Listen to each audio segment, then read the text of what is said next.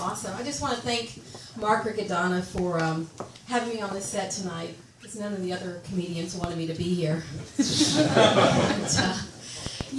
When I was sharing with Mark some of my comedy ideas, he seemed to see some promise in what I had to say. Or you saw my cleavage. Either way, I'm here. So I'm from Texas, and you probably can hear the accent. Are any Texans in the audience? Yeehaw. No.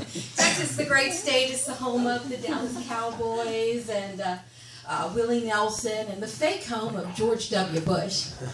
But I'm from Georgia, and my mom was from Georgia, and so she was one of those debutantes. So she taught me all these kinds of manners and things that I've had to actually lose my manners and my big hair coming here to New York City, so I could actually feel like I belong here. As a matter of fact, I'll never forget when I first came here, I did my hair really big every day, like real big, with the hairspray, that thing they call it final net, so it'll never move.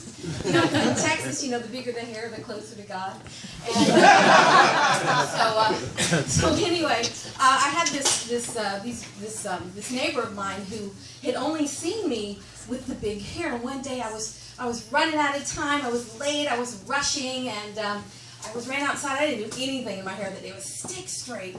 He saw me in the hallways from Staten Island, and he goes, "Oh my God, what did you do to your hair? It looks amazing." And I'm like, "I didn't do anything. No hot rollers, no final net." And he goes, "Don't do that again." He goes, "Love it, love it, love it." And then this one time, I was on the bus. Now, if any of y'all know anything about the New York City bus system, you need a strategy to actually ride the bus. So I was in an aisle seat. No, I was actually not the aisle. I wanted the aisle. I was at the window, jammed up at the window, and it was the winter time, and every single person in New York City was on that bus. I mean, homeless people, pigeons. I mean, it was packed, And I was getting really nervous because my palms started to sweat, and my chest started, I just get so nervous. I'm like, I'm going to miss my stop. What do I do? And then I started thinking about, what does a native New Yorker do? And I thought, all right, getting off! So the entire place was silent.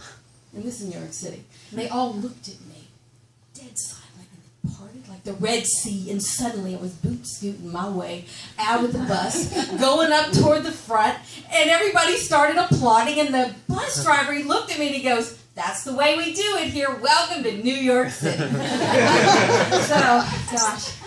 So I'm divorced, and I've had one husband and 3 fiancés, and let's just say I've dipped my toe in the whole marriage thing. It's kind of cute, the whole idea of being married.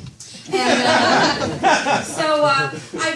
the whole couple thing, I don't really get, because I guess I haven't been successful with it, but I've kind of observed there's 3 distinct kinds of couples. There's the, what do you call it, 2 peas in a pod couple, all that soulmate kind of stuff, And then there's the opposites attract couple, you have absolutely no idea how these 2 people ever got together in the history of the world. Then you've got the alien versus predator couples. And those are the ones that just want to kill, they just want to kill each other all the time. And I just can't work with myself, what is it? What is it that keeps these couples together? And I thought, well, must be for the 2 peas in a pod couple, all that, missionary style, safe sex, all that squeezing and snuggling and cuddling and, spooning and all, I don't know.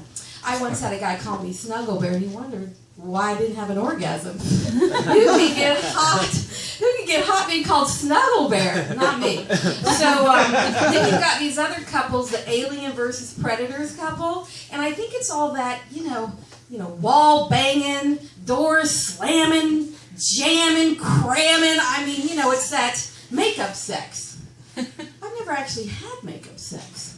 Every time I got tired, a guy just left and never came back. Which I guess I should have been a pilot because I love to fly so much. But then again, I'm not a pilot. I'm a singer-songwriter, which means you've never heard of me, and I have an album on iTunes. Thank you very much. It's my first